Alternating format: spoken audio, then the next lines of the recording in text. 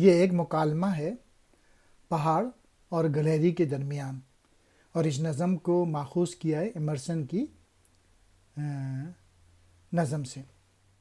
کوئی پہاڑ یہ کہتا تھا ایک گلہری سے،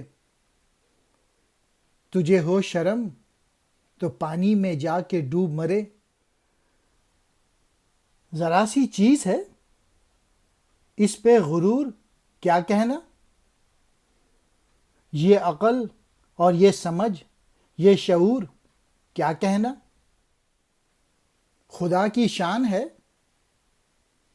نہ چیز چیز بن بیٹھی، جو بے شعور ہوں یوں باتمیز بن بیٹھی۔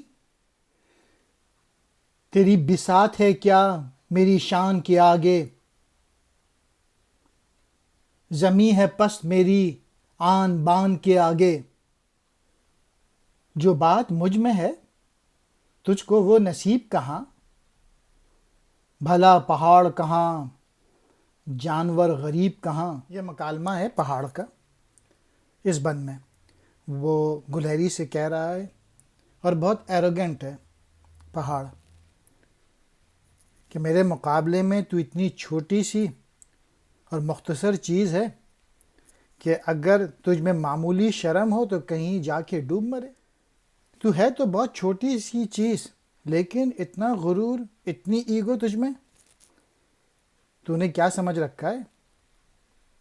تجھ سے زیادہ نہ کسی اور میں عقل و سمجھ موجود ہے، بلکہ تو خود کو ہر شخص سے زیادہ باشعور تصور کرتی ہے گلہری۔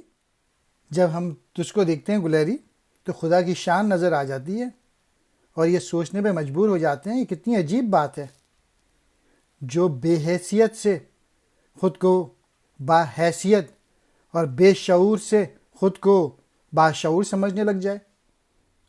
اے گلہری، میری شان و شوکت کے مقابلے میں تیری حیثیت کچھ نہیں، جبکہ زمین بھی میرا مقابلہ نہیں کر سکتی۔ پہاڑ کہہ رہا ہے تیری حیثیت تو کچھ بھی نہیں میرے سامنے، میں تو ایک بلند پہاڑ ہوں اور تو ایک ننھی سی گلہری، تیری حیثیت کیا میرے نزدیک کے سامنے۔ تو بہت اس میں دکھایا ہے کہ جب ایگو آتی ہے اور جب لوگوں کے پاس تھوڑی سی طاقت آتی ہے تو وہ کمزور لوگوں کو کس طریقے سے ٹریٹ کرتے ہیں، اس مکالمے سے یہ بات آپ سمجھ سکتے ہیں۔